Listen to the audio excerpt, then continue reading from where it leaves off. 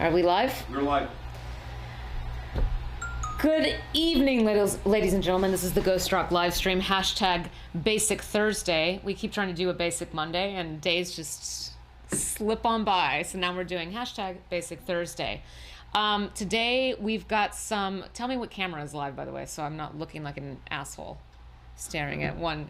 This one, okay. So. Today we're going to talk about memes. We're going to talk about business leadership, which we're learning as we go. And also we're going to talk a little bit about brand, about managing your brand online and using humor with your brand to create a strong brand voice. I'm drinking Fat Tire Amber Ale, and this is Basic Thursday. We need a little like jingle to go in here. Anybody want to sing? Ghost Rock. Ghost Rock live, Ghost Rock, it's live. I think it should be hip-hoppy, like. So if you have any questions, as always, I hate that this is just me right now. So we're working on guests, and I'm gonna get some other people who are off camera at the moment to start talking, and if they say some really interesting stuff, we're gonna bring them in front of the camera. But right now they are just learning our live streaming system for the first time, so this is partially a training exercise. But if you have questions or comments, please leave them and we will answer them in due course. So first up,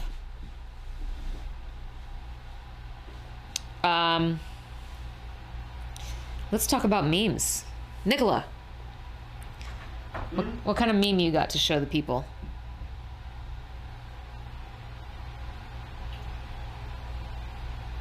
Sorry? What kind of meme you got to show the people? I have the Doge on the screen right now. Okay, talk to me about the Doge. What is the Doge? First of all, let's start from scratch. I'm gonna recognize that people might be watching this who are like, what's a meme? Why do I care? What is a meme? I'm just gonna read the definition, then we're gonna move on to actual memes. A meme, an element of a culture or system of behavior that may be considered to be passed from one individual to another by non-genetic means, especially imitation. A humorous image, video, piece of text, etc. that is copied, often with slight variations, and spread rapidly by internet users. Okay. So, the Doge. Those of you who are Googling it now are going to fall right down a rabbit hole. Are you showing the Doge on screen right now? Oh yes, I just have the Doge smoking a cigar and lighting it with a dollar bill. If you guys don't know what the Doge is a ridiculous looking dog, and with very fluffy hair and a face that looks like it's been drawn on, and very expressive eyes. So the Doge reigns supreme on the internet, and the meme potential of him is endless. So on first glance, people think this is some mindless dribble.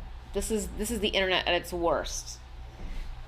But I argue that memes are some of the greatest things to come out of internet culture, and what they signify is it gives me a lot of reassurance about the human race. That's my opinion on that. Anybody else want to contribute to that? Because I know there's varying opinions. The Doge in particular seems mindless, but I think there's a lot to be said about the Doge. Well, there's the Doge coin that somebody started. It was like... It's a Bitcoin, isn't it? Or it's a cryptocurrency. That like went crazy for a while. Somebody started as a joke, and then like it actually became serious, and it actually is worth money. Okay, so... It's worth like real money these days. In case you didn't hear that, the Doge turned into a cryptocurrency, which someone started as a joke, and it went wild and was worth real money in the end for a while. Actually, I didn't hear that. Yeah, so the Doge became its own cryptocurrency. I think that is a testament to the power of humor and the sarcasm of the internet, which is something that I think a lot of people who are only looking at the shallow level of sharing your life, they fail to see the people who use the internet for pure satirical purposes. And memes is where those people live. That's their medium of choice. So Nicola, you're a big Doge follower. Oh, yeah. You're a Doge fan. Official. Tell us about, what do you like about the Doge? And please tell me you're showing an image of it on the screen right now. Nothing now. Yeah, you should definitely show an image while you talk about the glory of the Doge. Let's see if let's find a He's good one. picking through the gallery. Oh, God, he's very particular. Let's also talk about the word Doge. Like, what is Doge? Is that like the name of the dog, or is that, what is it? Did it come from dog spelled wrong? It comes from dog spelled wrong. Yeah, that's what it is, the right? Doge is like the president of the Venetian Republic. It is. I was But gonna it's not- say, isn't it? Isn't it? But Yeah. so it's like a play on words that came from misspelling. I think so. Yeah. Okay. So please pull up an image and show it live. There we go. I'm showing the Doge Yes, it shaped does. as a bread right now. All right. So talk to me about why this is a meaningful image for you, in particular. I don't know. I think Doge is just like so badass. He's like so versatile. You He's can use- badass. You can use the Doge like for anything, like any sort of like cynical like message you're trying to send across. But Like- I mean, does the Doge have to be cynical? I mean, it's just a dog, right? It's a ridiculous looking dog, but Not in that facial expression. He's not just a dog. Like there's meaning behind it. Like that dog is like yeah, I don't know.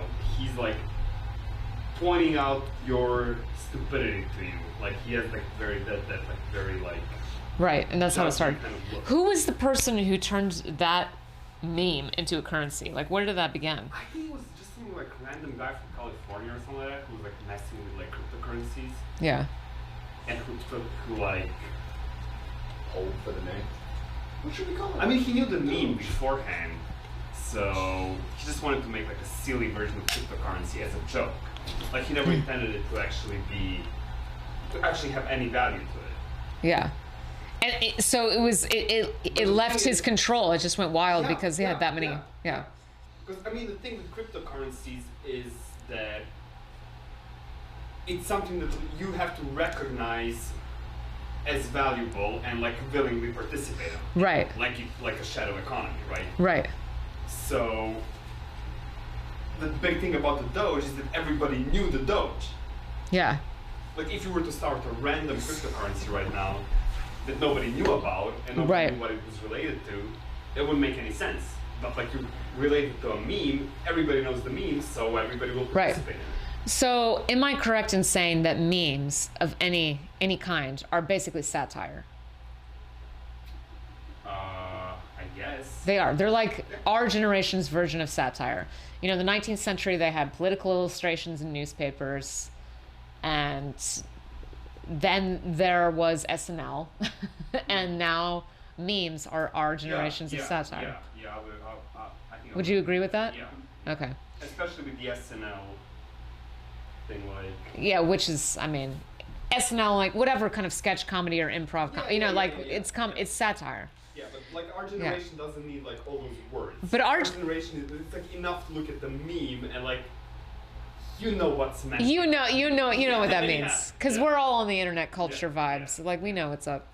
Yeah, I think that's definitely true. I've heard people say that satire is dead because a lot of stand-up comics and comedy in general that are afraid of broaching any political subject in fear of offending one That's side. live right now. Just saying. This one's live. Yeah. That's Okay. live. So if in fear of offending one side or the other, they're afraid to broach the subject, so like satire can't be expressed. But I think it's being expressed all over the place, and I think memes is one of the places that it has free form expression, and that's done very simply with an image, and depending on who you're following. Like for instance, I follow the Libertarian Party of Kentucky, and they have libertarian memes that they've taken, that they're riffing. Okay, don't judge me for that, but that's where I'm jamming out right now. So my niece and nephew are calling me. This will be fun. Hang on a second. They're video calling me. Hi, Rena. I'm live on the internet right now. Do you even know what that means? You're 2. You want to see the camera? Do you want to see the camera? Yeah. Yeah. There it is. Oh, wait a second. All right. Did you see it? Can you hold it back? Can you hold it? Are you going to come play with me tomorrow morning? Yeah, we were calling to tell you that Doug is working at 5:02 tomorrow for a few hours, Uh-huh. so he can drop them later than 8. He can drop them like 9:30, 9:45. I have a Alright. hair appointment at 10:30. So you can So as long as it's before that, it's far as long as before 10, it's fine. It is. He has to be at work by 10 with mom, so like 9:30, 9:45ish. Okay. Rena, you come to my house tomorrow? Are you taking Yeah. him to your? Do what? Are you taking him to a hair appointment?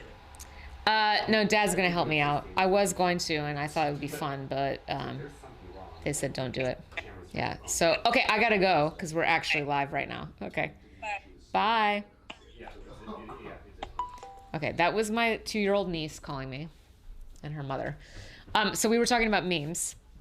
I think satire is very much alive, and I love what I love about the internet and internet culture is like the riffing you can do on one particular joke is endless. So somebody has a good idea for a meme, they create it, and it gets riffed God knows how many times. It'll just go through the cycle of a million different brains and agendas and whatever till it just dies out. And that it's like this open source comedy, and it builds upon itself. And I think that's a brilliant form of satire that's very participatory. So instead of a cartoonist making a joke that you pin to your fridge because you think that's particularly funny and it ends there, you have this endless conversation of the meme that can be recreated again and again and again according to whoever's recreating it. So that's what I love about it in particular. The Doge is an example of that. Do you remember the baby with the fist? That was one. I mean, that's an old school one. That was one of the first. Yeah, the baby with the fist is like The a girl- classic. the girl Yeah. in front of the house That- on fire. Yeah. Oh, the girl in front of the house on fire. That's a good one too. Yeah. Those are classics, and it basically is still from any popular movie. Like you could do any popular movie still could gotten lazy. potentially become a meme. I mean, people have become very lazy. Do you guys have a particularly favorite meme? Are you memers? I wouldn't say I'm a memer. I acknowledge. I just made up that word right now, by the way. It doesn't really exist. Yeah. The baby's on the screen. I'm more into GIFs. GIFs are my favorite thing right now. GIFs. My Yeah. GIF game is strong. Your GIF game is strong. It is very strong. Yeah, but that's just a form of the meme that's like moving. But it's the same concept, right? My favorite one is Elmo on the potty. What is it? Elmo in the potty? Yeah. Look that one up, babe. It's a GIF. Elmo on the potty. Yeah. It's cute. It's funny, but it's also about being on the potty, so it's just got that like tee I love it. It's like I mean- it's like Ray and G potty humor. Yeah, exactly. I mean, It's a GIF. though. GIFs and memes are like by nature kind of trashy.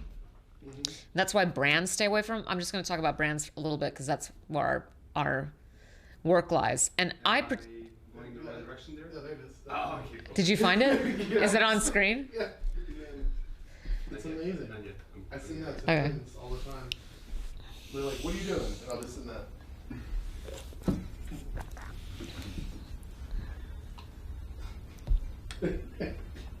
There we go. Okay. So Elmo's on the potty. I can't see what's happening right now, so I think I'll look into our own stream so I can. He's very happy about it. Great. So he's very happy about being on the potty? Is that what you said? He's thoroughly enjoying his alone time. All right. What a way to say it. Yeah. Look at him. He's really. That's kind of like what I do after you've been holding it in for a while and you're like, yeah, I made it. Yeah. So Well, I wanted to talk a little bit about the use of these things with brands because a lot of people think they're really trashy. But I happened to talk to a guy who works with a startup company that does deep dive analytics, evaluating how people are reacting to your content by analyzing the syntax of their comments and and the volume of their reactions, whether they're positive or negative or neutral. I don't know. It was a complex analytical software system.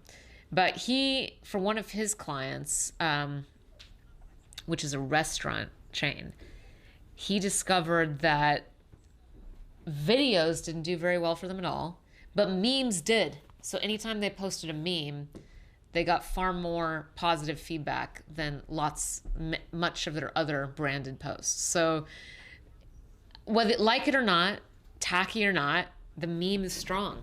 The meme game is strong. Like, it is a legitimate piece of content. So,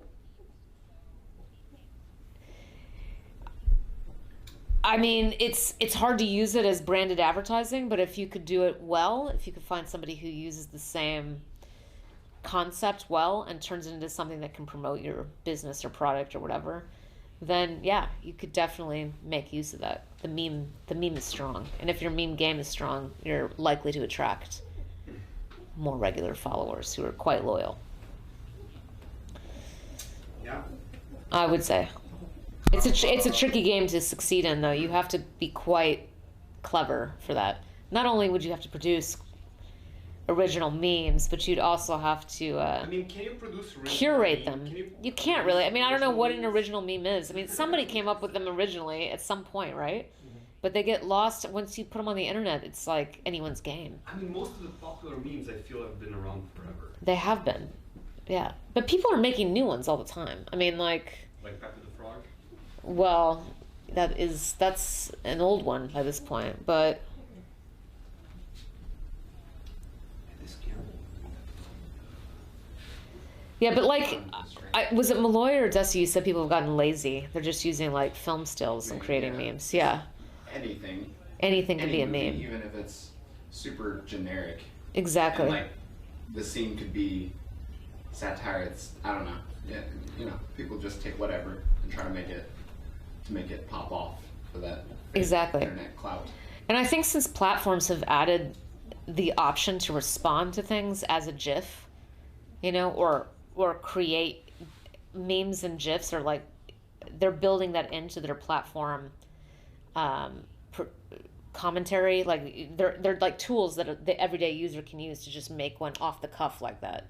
It's sort of cheapened the entire thing, and everyone's a meme creator now, which has its good points, but it also means that, you know, nobody really owns it. So that's that Right? about memes. Sorry, I'm just messing with the camera here. Yeah, you can mess with the camera.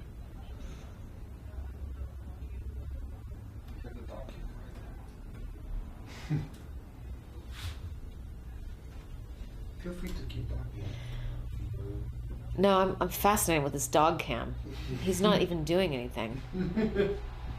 He's the Doge. He's the Doge. Look at him right now. He's so cool. He's cool as a cucumber.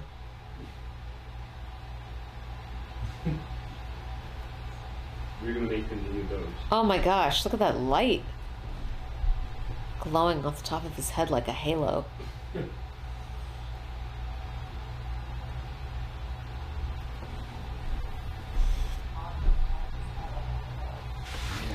Yeah.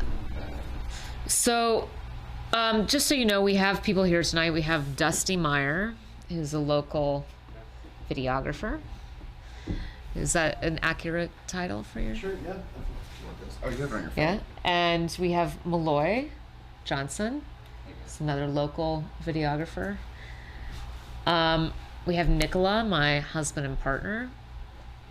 And I'm in a room with 3 men who are too chicken shit to get in front of the camera. But maybe Dusty will. I don't know. I would, maybe. Yeah. For what? Don't be afraid. There's nothing to be afraid of. Yeah. For what reason, then? I don't know. We should have a conversation about something, though. We can. I can ask you questions and you can answer them. I'm good at that. I'm much better at that than just talking endlessly. Since I already am on the camera. Yeah. Yeah. So look that we've got Malloy has set up a little like. Oh, this is weird. This is like some existential strangeness. Right. Yeah, you're like, I'm watching myself exist, which is like an existentialist, like, worst nightmare. Yeah. We've all been on the camera for a little bit, except for me. Yeah. Yes, there we go. Now he's gonna show. There's a delay. That's the weird part too. That's about 5 Yeah. seconds. Nicola's there. So we've got a whole team here. It's always more interesting to have more people on camera. That's my motto. Yeah. So, Dusty, you're from Louisville, right? Yes. You've lived here your whole life, Yes. more or less. Yes. Well, we can talk a little bit about the city and the scene, and maybe move it beyond that as we discuss various ins and outs of that. Well, in general, that brings to mind. I do on the side Uber and Lyft, and I've noticed since doing that in the past 2 years, we have an influx of, or just like an increase of hotels downtown. And we got the Omni now, and all kinds of different hotels. The Vulu Hotel. Yeah. And where am I going? I'm going over there. You're gonna sit right here. Your camera's all set up, so you don't have to mess with it anymore. Yeah, I'm just gonna Well, you like. do, because sometimes you walk forward and I have to move it. So if you want, you can monitor this. All you gotta do is just move the plate with your hand. Gotcha. Yeah, Malloy's gonna love it. He's a gear guy. Yeah. But what was I gonna say? Oh, yeah. There's an increase of hotels, restaurants, restaurants closing on a daily basis, opening on a daily basis. But there's a lot of people visiting. I talked to a couple who's from North Carolina, and they were like, "Yeah, we like to go to Chicago, but our favorite place to go is Louisville." Which I was like, "My favorite place to go is Chicago. Why would your favorite place be Louisville?" But they enjoy the culture here. So there's like a new vibe of tourism. What do you think the culture is here? That's weird. It's strange. Everything. Yeah, there is everything, Yeah. but it's changed. Because so back in let's say the early 1990s to like late 1990s to early 2000s, there was this whole thing with like hippies and stuff hanging out on Barstown Road, and you had Pandemonium and like, which was a place that you'd hang out at, and Twice Told Books, and it was a different place. I totally remember Pandemonium, by the way, because I went to high school here, and I left town, and that place was. It was awesome. Yeah. But now it's the camera's off kilter. Maybe. But yeah, there's all kinds of different. I mean, those people still exist, but they're at certain bars and locations. For the most part, it's become a big just mixture of different people. I think St. Matthews is the most. You put the pulse on that one. That's just sort of college, frat sort of people, culture kind of out in that area for the most part, or St. Matthews locals. Yeah, it's a little bit, but you get in the Highlands, you get everybody. You have places like Taproom, Backdoor. Those aren't like. I mean, there's a lot of bars. That's just. It's not like, well, this is a punk bar, or this is a blah blah blah bar. Their bar is full of just everybody. So what I'm hearing is like the culture about the nightlife, and like the bars make up the culture in a lot of ways. Well, the culture. Do you think that's true? Like for our generation, like bars are culture. That's a good question. Louisville, for sure. I mean, Yeah. we were open till 3:30, 4 o'clock in the morning. We have the Derby, which is basically just one big drunken celebration with racing horses. I don't know. That's a good question. But that's what I hear. That's what I hear when I'm driving people. That's what they talk about. Yeah, they're always asking what place to hang out at night. Sometimes they'll get, asked what food places to go, but they don't really need that because they have Yelp. Mm-hmm. Like if you're wanting the pulse on the city, Yelp's not going to be able to tell you like this is where you go if you like alt country or bluegrass. They're going to have to ask somebody who knows. Yeah. I think. Yeah. But that's just what I hear from driving around. It's changed. It's also got a much more generous population than it used to, too, in the past 10 years. You think so? You think of, are you talking like downtown and the surrounding neighborhoods? No, the overall population on Wikipedia, I think we almost doubled since 2007 or 2008 as a population. Which, Doubled. Yeah, almost. I think. I'm pretty sure if I read it, I don't know. And this is internet. Who knows? Yeah. But it seems like we've become a lot more noticed on like a national level. Yeah. Not world though. I can't get the focus right in your camera, man. It's very touchy. I know. This is good training for you then. That was perfect. Just a second. I don't know if the delay's going to take long. So, you're an artist and a musician, and you like to write. I know this just from being a creeper and spying on your online activity. But I also know you're like a videographer. But tell me a little bit about, of all those mediums, which is the one that was like the gateway drug for you? Writing. Yeah, because that's where I started. When I was, I guess around 7 or 8. I had one of those old like DOS system computers that my mom got from somebody, and it had like the floppy disks, and you could do the documents, and I would write stories, and that's what I went to college for. But when I would write, I would listen to music while doing it. And then with the video stuff, the reason why I got involved with that is because I wanted to be a filmmaker, but wanted to become a filmmaker because I wanted to convert poetry into film. And then with music, really the reason why I do that is I love music, but also I like lyrically the format of writing lyrics to a song. So writing is the thing. Yeah. That's the gateway drug, and that led to other mediums. Yeah, because you don't really get like a lot. Like if you're gonna be a poet, you're not gonna be making a living off of that these days, unfortunately. No, I don't even know if you ever did, except at this magical romantic time where poets had some special patron who funded their work. For a while, there was like, but also probably in exchange for sexual favors. There was probably, I think there was a government like stipend back in the day, like Hawthorne being a writer and Edgar Allan Poe, where like they would get, I think, they got money from the government, like a grant to write. Well, there was in FDR's time, there was like artists were funded to a certain extent. So you had like the People's Theater. Like always? There's a poet laureate, but I mean these people are also, but they're also like university professors. Yeah. I mean no one's ever just a poet. Yeah. You know what I mean? It's like but that's the thing. I just want to be a poet. That's all. And if someone could just buy me fear and food. Fear and booed as well. Then fear and booed. That can be arranged.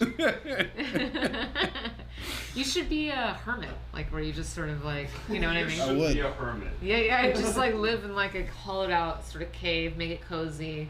And then people have to bring you sort of offerings to spend time with you, with your like enlightened poetic self, you know. Well, I'm not that enlightened. Yeah. But so I'm just saying that has been done in the past, so it is a profession. You know? I've thought about starting a cult for funding. Like when you're an artist. I've thought about starting a cult for funding. Tell me what would it be? Like what would be the belief structure of that cult? That's why people start cults to make money. Yeah. Then I could pay for my first feature film, and then. But what would be the basis for the cult? Like hypothetically. Gosh. I don't know. I think I would have to find, first you had to find something majestic. It's kind of like memes, right? You gotta find something iconic. The Doge. The Doge. It's the Doge. I mean, you have to find the majestic Doge. That's the cult. I would search Kentucky over for the perfect Doge. Yeah. Like this one has to have a certain sheen on his coat. He'd be like the reincarnation or like the carnation. The teeth aren't perfect enough. I'm sorry, it's not gonna work. And then you finally find the Doge, and then you keep them on an altar. Switches back and forth. Yeah, I think it could work. Yeah.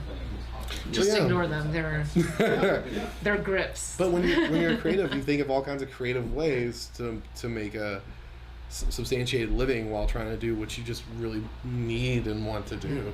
I don't know if starting a cult is the like ideal creative way to make a living. You know, we can agree to disagree. I'm just saying, you know. Some people got really rich. It's it true. does happen. It does happen. Hubbard's, I don't know, but that's kind of creepy too. Yeah, Then you get creepy. You get creepy. Yeah, that's true. And I don't want to get Well, you don't creepy even have with to it. be a good writer. I mean, according to Hubbard. That's You true. know, right? You can just write some Or nonsense. have good movies. Or any sort of like, not even be like knowledgeable about sci-fi or anything. You can just sort of like vomit it out on a page and people will follow you. Just make it a sex cult, that will always work. That's true. See, that's the thing too. Just make that the premise But of the cult. I think that goes along without saying. Like, obviously, if you have a cult, then there's going to be something sexy about it that you have to put in there. Yeah, Like, yeah. that's the it has reward. to be really like very controversial. Yeah. That's the reward. That Or is, yeah. Maybe it's the punishment. I don't know. Depends on where you are in that sex cult, hierarchical-wise. So it's like Amway. Yeah. It's a pyramid scheme. It's a sex cult. No, me and my writing buddy talked about it extensively. He's like, I've always wanted to start a sex cult, and I was like, well, I just want to start a cult in general, and I think that would work out. Well, I'm glad you guys have worked that out, and we've said it publicly now, so it's probably going it's to out look there. It's In out the sphere. there. But it So would- if anyone has any ideas for like But it has to be in a cult, themes or branding, like, just let us know. But that's- Doge is a good one, but it's been done. You know, they made a currency already. We need something fresh. the setting has to be somewhere like in nature, like either in like a tropical jungle. If we're gonna stick with Kentucky, Yeah. we'd probably want to go like out to like. Oh, you want to do like a Jonestown thing? You want to drag them out there and create the utopia, and then everyone just kills themselves off. You No, know? I don't want people to kill themselves. Yeah. Let's put that on camera. Okay, please. so that's off. That's off the table. Fitz, are you the Doge? Look at him. Oh yeah. Is he licking the carpet? His little paws. Just giving himself a little haircut. Hi. So I think Crestwood would be a good place for it in Kentucky. Crestwood, Kentucky. Or Okay. LaGrange. But anyway, that's my Yeah. thoughts. So now that we've talked about sex cults, let's move on to videography. So what brought you behind the camera? Before you answer that question, I have to pee, so I'm gonna put dog take over for me. Well, This is your interviewer now. Oh. There we go. You guys want to take Can't even over? tell. we can. Sure. Oh, yeah, let me put some YouTube on. You don't say. Yeah, put like a video interview on. That is very interesting. You guys see those? See, that's a really good question. And well, if you saw, okay. I was talking. Okay. Oh man. If I hadn't said anything, if I'd kept not saying anything, I could be the No. voice for Fitz. Damn, y'all should have never mentioned me. You ever see the Adult Swim shorts? The weird stuff they put on late at night. You ever seen those? I think those would be great to throw on for interludes and all that. Super freaky.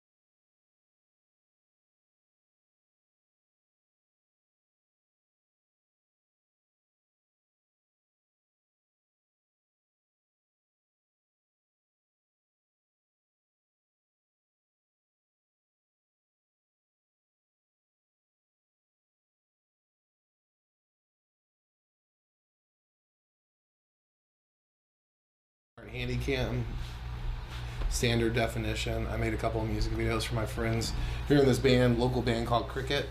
And because I was like, okay, if I'm going to do this, I'm going to turn poetry into writing, or not poetry into video. I got to start somewhere, so I'll start trying to do local music videos. And then like, you know, I had friends that were who went to school with me at Western who did, you know, a lot of cinematography and videography, and one of them, Patrick Yin, he's one of the best cinematographers I've seen. He just gave me some in and outs, like, you need this camera to do this and that, gave me the rundown, gave me a quick like tutorial, because I've always done photography on my own, so I already had some of the language that's necessary, and then just slowly graduated with my gear, you know, accumulated over the years. Not meaning to become necessarily a cinematographer, but it was necessary if I was gonna start just producing content and just putting it out there, because that was the whole key.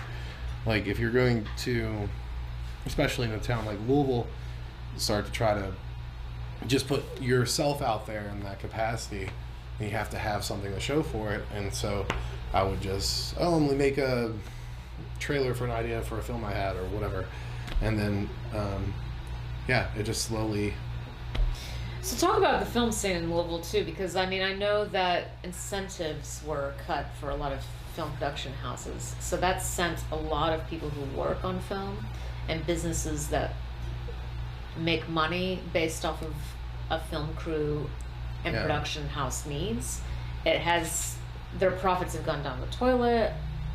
If they haven't shut their doors, they're struggling, and a lot of people are going back into like food service jobs and things like that who were previously making a living in that industry. Is that an industry that you communicate with, or have you always done your own thing? No, I've always done my own thing. Yeah. Because I was for a while communicating with that, but I kind of got, it's weird. And okay, so from what I understand with the photography, like if you were to go out and have your own photography business in Louisville, you first have to know certain people for them to kind of almost like open the gate for you to take some jobs. It's very, because there's not a lot out there. It's very competitive, and it's the same with the video. And I tried that for a while. But I don't know as much about it, you know, and especially the past year I've been on hiatus with it because I've been doing the stuff with the band. But my focus has always been, for the most part, until lately, maybe the past 2 years, just my own art, making my own art. And now it's like, well, you know, I want to try to make money from everything I've learned. Mm-hmm. So I don't know. I mean, yeah, yes and no. I also know that there's still, even though the incentives aren't there, a lot of those were aimed more towards bringing people into Kentucky from outside Kentucky. Mm-hmm. It wasn't aimed as much to people within Kentucky. I mean, there were some incentives for that, but for the most part it was, let's bring in the big jobs that these people in Kentucky can work on. So like there's somebody that lives in Louisville that does cinematography or videography. So wait a second, you start because you wanted to showcase your hometown. Mm-hmm. For the purpose of bringing people in, or just because you like? Well, it's the way the incentives. That was where you were, and that was the fodder for your cannon.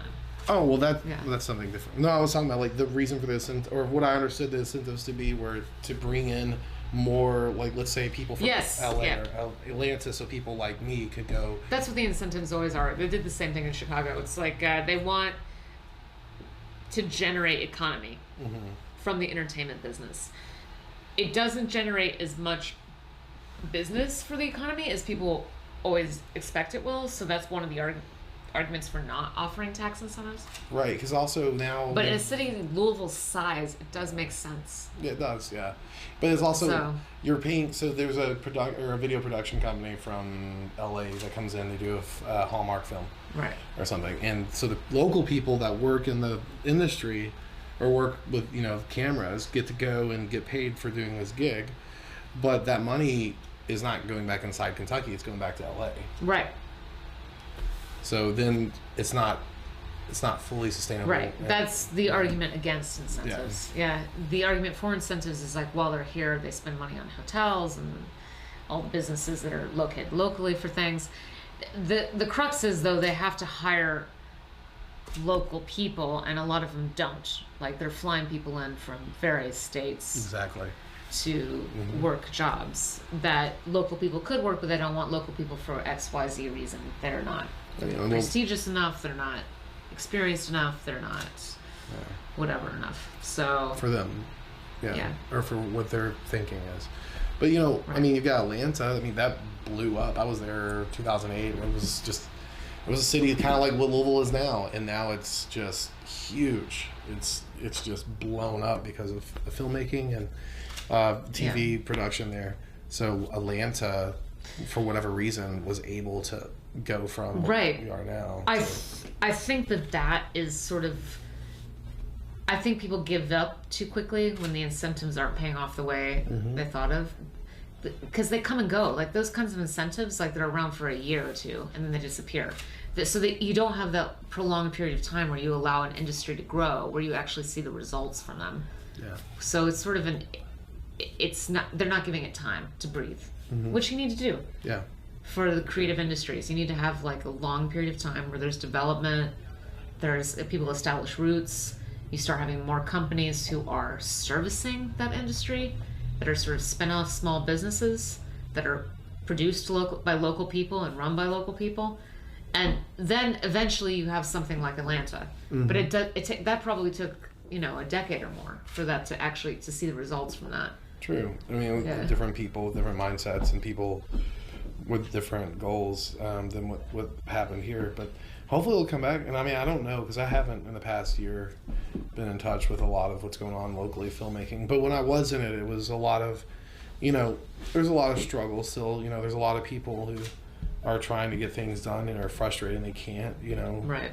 There's definitely like a wall that you hit, as in terms of being able to do what you want to do, especially in the creative side of it. Like, if you're a filmmaker in Louisville, there's only so much funding available, and only certain big projects get funded, and a lot of times it's from outside sources. In your ideal world, in a world that you created, what would you be doing full time of all of your interests?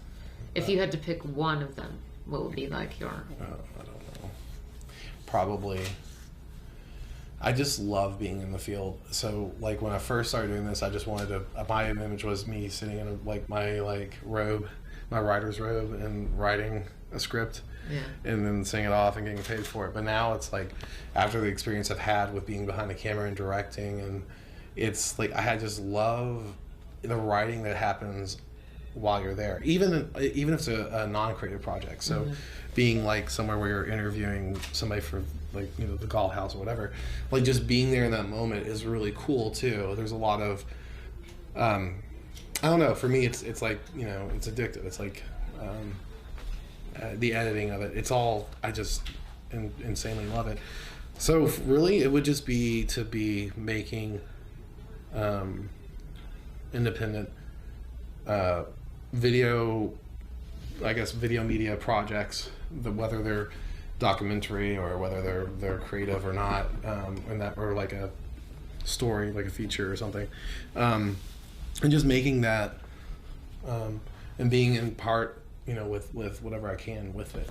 I don't know, I know that's probably more general than you wanted, but it's gone beyond the writing now because of the experience I've had. Like, I have a true love of being like at 4 a.m.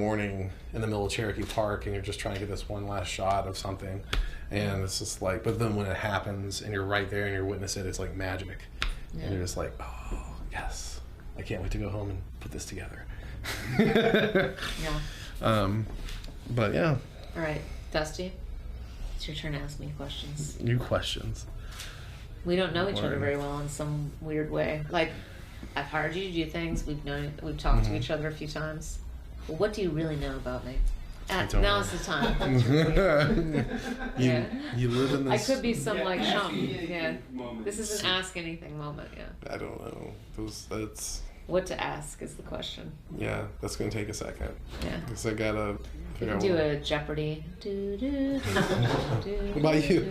What's your what's your vision here for what you're trying? Well, for Ghost Rock? For Ghost Rock, yeah. Well, what my vision is, okay, so we're a future-oriented company. Yeah, Nicola's gonna start laughing at me because That's we don't what they always all agree on say, that. apart from museums, they're So, past-oriented. so what we want to do is that we recognize that AI and robots are going to take a lot of tedious tasks away from people, but the creative energy of human beings is going to be around for a long time, and it's going to be more and more valuable economically as time moves on. It's already $1 billion industry that people have long since exploited and ignored. But what my personal dream is, Nicola and I don't see eye to eye all the time on this, but I think we can mutually agree that like we want to be able to harness the power of creatives to create and match them up with businesses so that they can work together to forward economies and their own self-interest.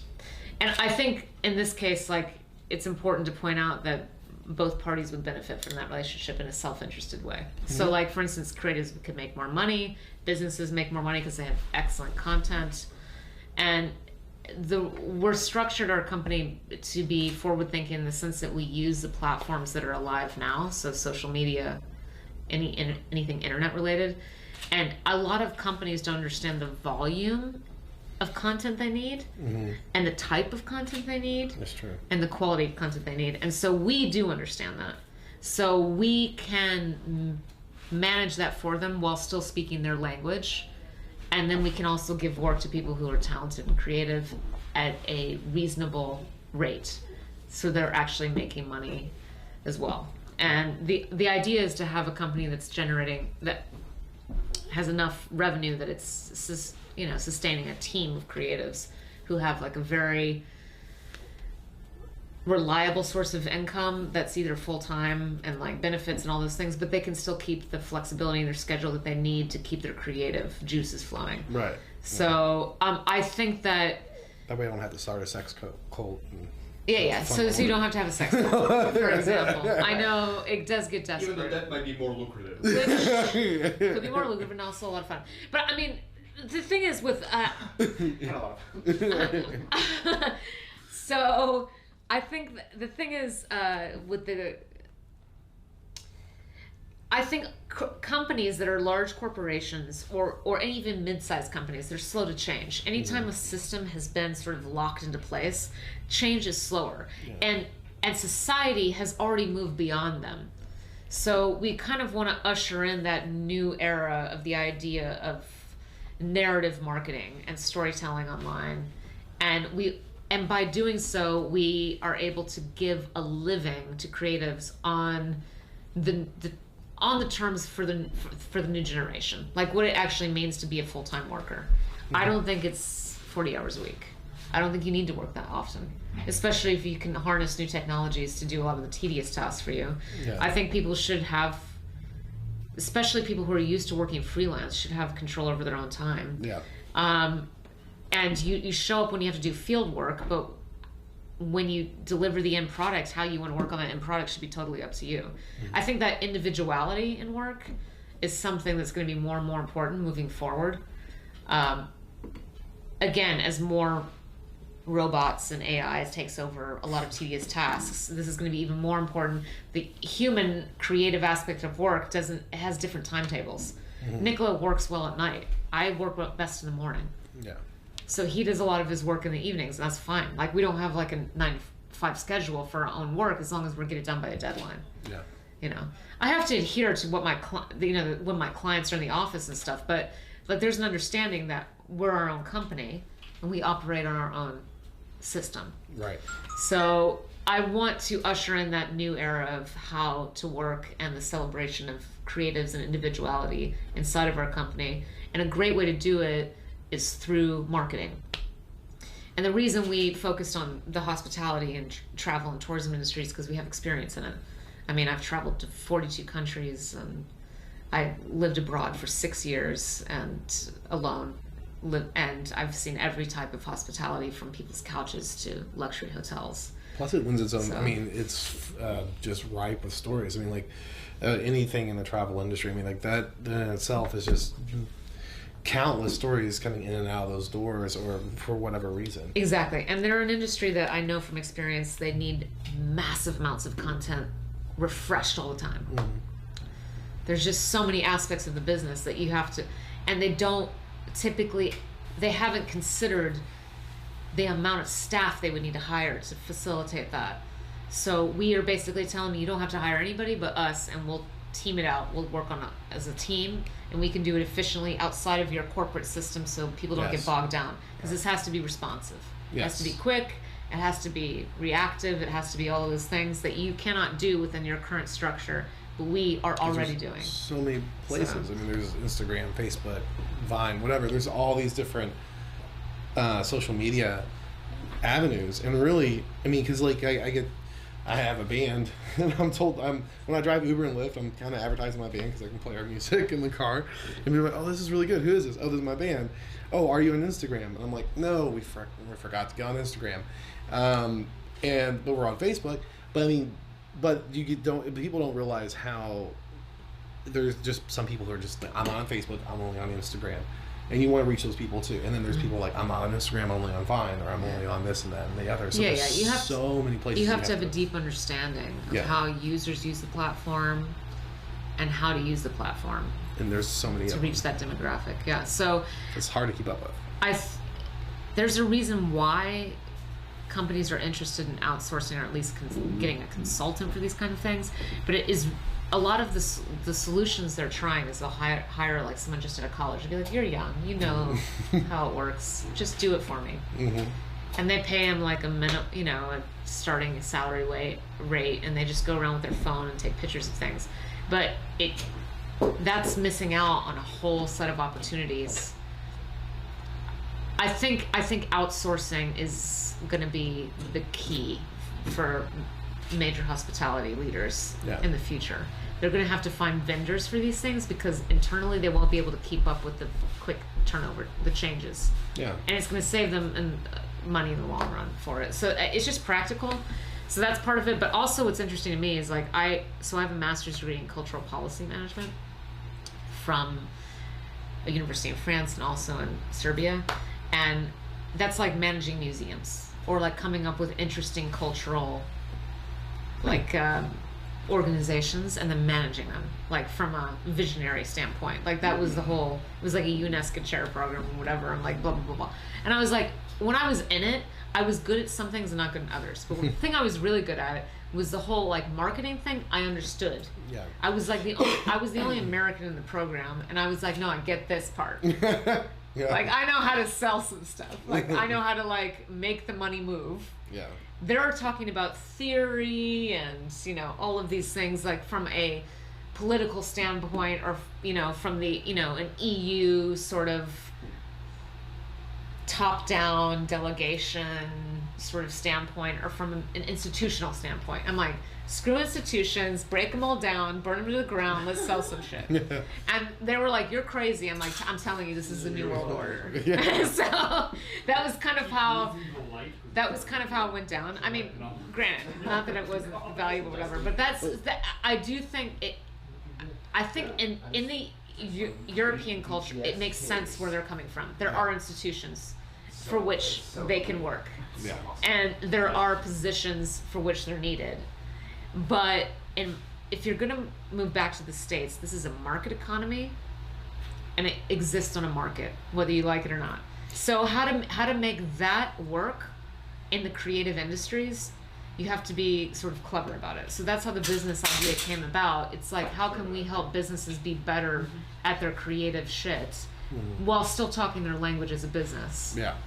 Right. And how can we help creatives make some money off of this? And so that we're bringing those two things together. We're like the bridge, for those two things. That's so cool. That's our company concept. That's a really good, insightful place to come from. Even though you were talking about the marketing aspect of it, but just having, or at least learning how to have your pulse on a general cultural zeitgeist of some sort, because it is constantly changing right now in the modern world. It's just literally what's popular one day is gone the next day, or within 4 hours or 5 hours. It's moved on. Yeah. And it's constant, and it takes kind of a way, and especially like curation in general, like that's really what a lot of it comes down to have a general sense of it, or to look at the code in all of it, or to step back at the culture and say, all right, kind of like looking at the matrix code and looking at the cultural code.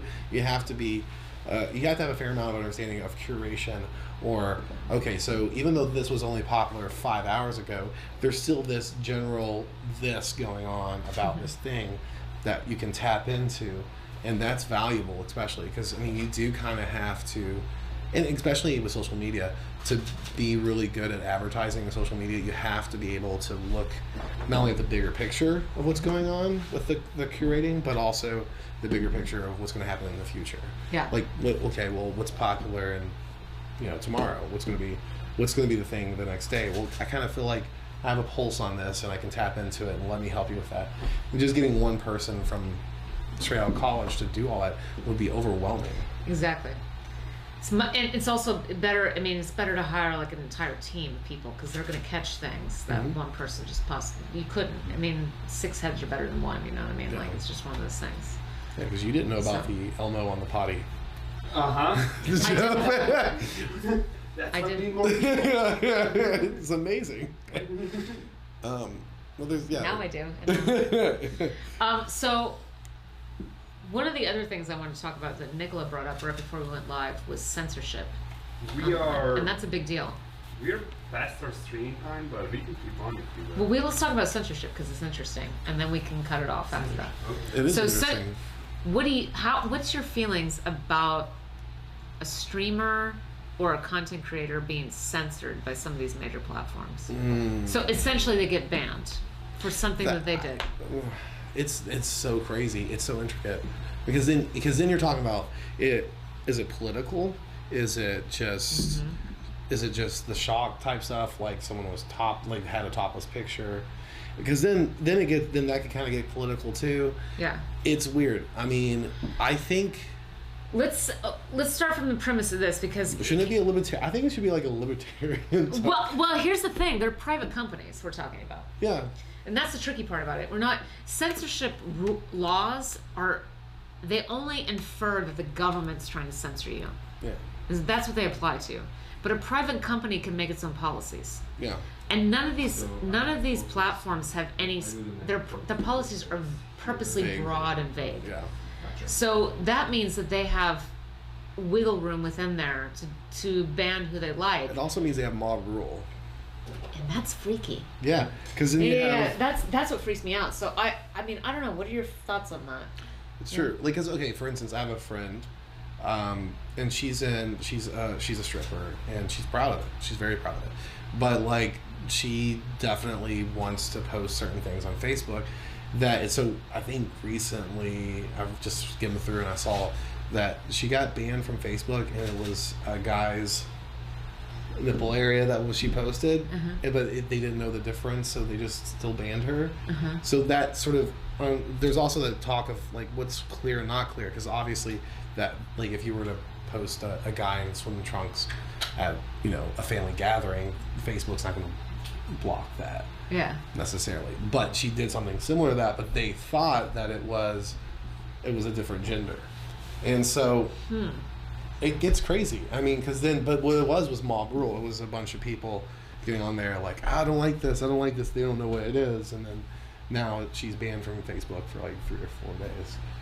So it's just if that they're using, I mean, are they using bots to do this? Because that's the other element of it. Because that sounds like a bot mistake. They use bots, to me. and there are people who dig through.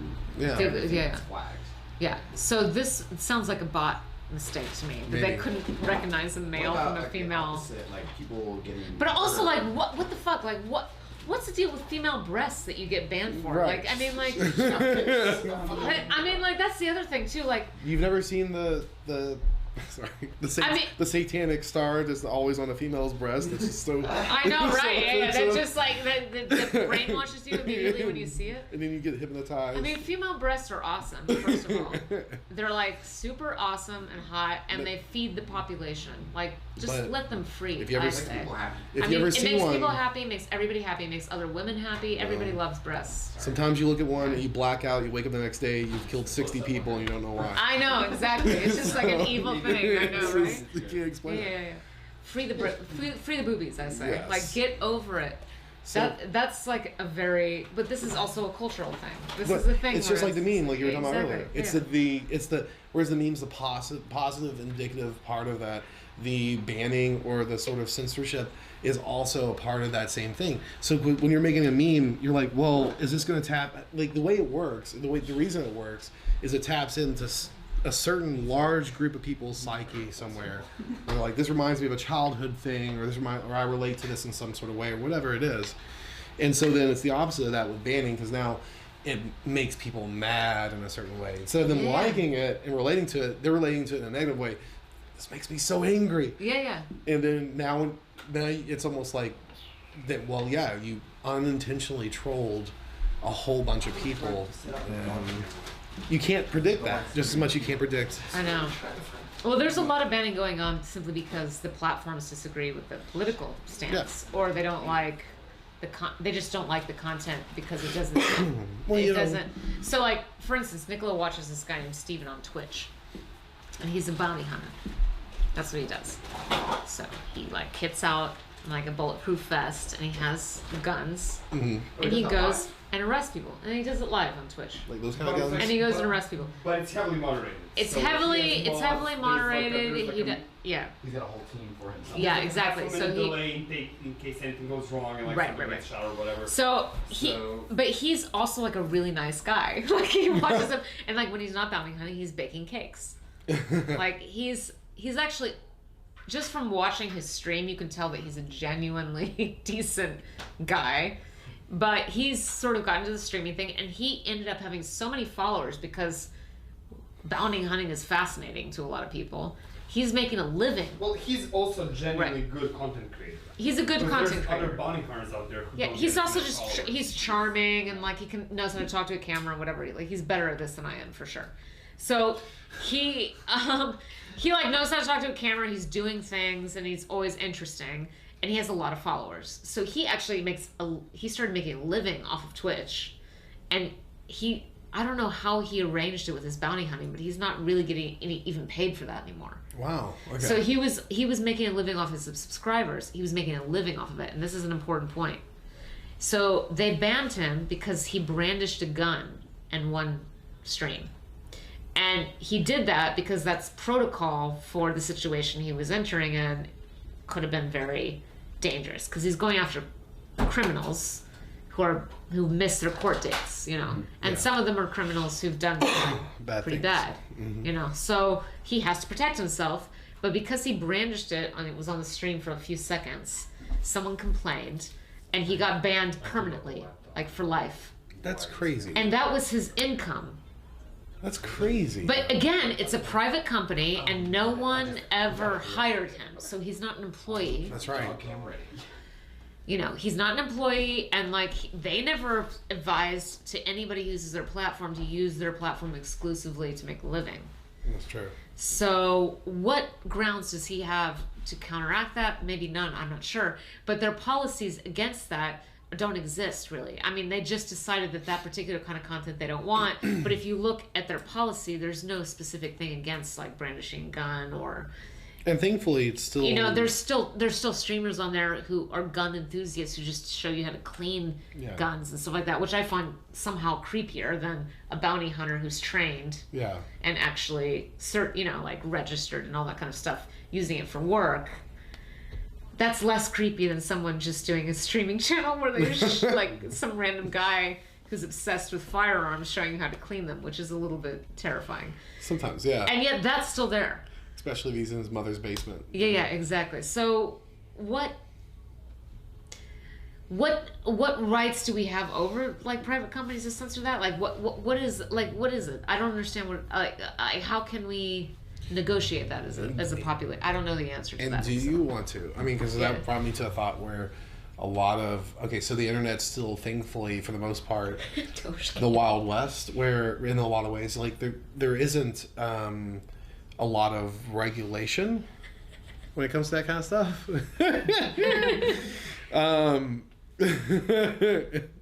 He's camouflaged. Yeah, he is. Yeah. It's it's like a snow leopard.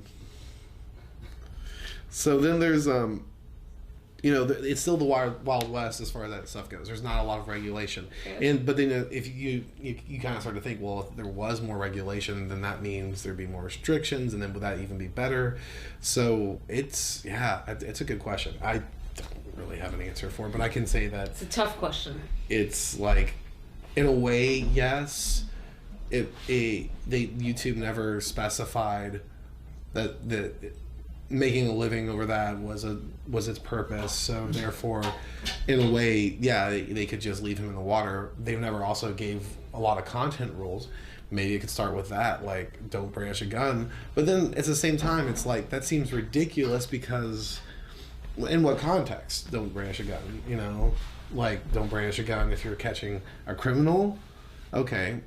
See, I don't know. People, but also I think that, not to sound a lot like Trump, because I don't like Trump at all, but people do get easily offended. And, I think in today's world that you have to sort of, I don't know, you have to It's like balance there's no all in between anymore. You Yeah. have to be PC or Or over the top. Yeah, you And just go can't. full You can't force and just. say, Yeah, and also you can't like make jokes. You can't like let off some steam in Yeah. certain ways. I mean, like I don't know. Like, yeah, you're PC or bust, and you're afraid Yeah. to say like. Yeah, I mean, what a lot of people are complaining about in this particular case is that Twitch gets to set their own rules, and they Yeah. get to choose when they're going to implement them or not. Yeah, but they're also a private. It's Amazon. No, it is. They're a private It company. is. But like, if you have a set of rules, Yeah. at least make sure to implement them all the time. Yeah. I mean, that's No, it. that's So a- it's like if your rules, if you have like terms of service about streaming and the content you're streaming, like at least make sure it applies to all the streamers. It applies all the time. Yeah, and that's the thing. They're picking and choosing what streamers they don't like the content of. Yeah, so that suggests severe bias, but at the same time, in Steven's case, a lot of people were saying that basically like, Twitch was just like waiting for the moment to like catch him, so like doing Yeah, because they don't like him. so they can ban him. it's Because very it's risky. Because it's risky for it's him. very risky. But it's also one of those things like, okay, it's like regulation, it's like to regulate or not to regulate is the question. Like, do you regulate these businesses and force them to be more open and uncensored? Because I personally am always cagey about regulating private business without the public demanding it to happen. I mean, can You know what I mean? Can So you? like the No. public needs to demand that things need to that certain things need to happen with this business. It needs to come from grassroots, like Shouldn't there people less- demanding it. Also, like a Yeah. less strict way of doing it than just banning. Like that seems like. you Yes, know, and is there a court case for this? I mean, can somebody like a streamer take a company to court and be like, you're not following your own policies on a consistent level, and what this person was never banned, but I was, which shows a significant bias, and so I'm suing you. Like, is that even a case? I Well, don't what even if it was know. more? I mean, if you're gonna have this mob rule, because it's just gonna have to happen right now with that, maybe there should, instead of being like a banning, just like a vote of a banning, like Yeah. or a vote like, okay, well, could it have been as easy as, all right, never brandish your gun again. Okay, pat.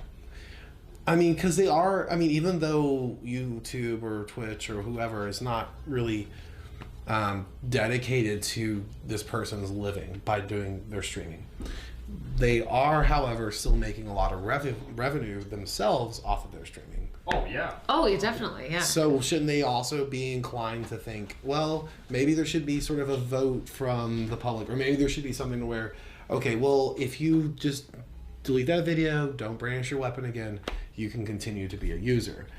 You know? That seems more of a reasonable option as well. Is like, this made us uncomfortable, whatever. or at least given a warning. That's the Yeah. other thing. He wasn't given any sort of warning. It was just like, that's it. It's gone. That's I hear that all Yeah. the time though. Yeah. There's no warning. Like No. And then so if there's no warning, you know, you can't Yeah.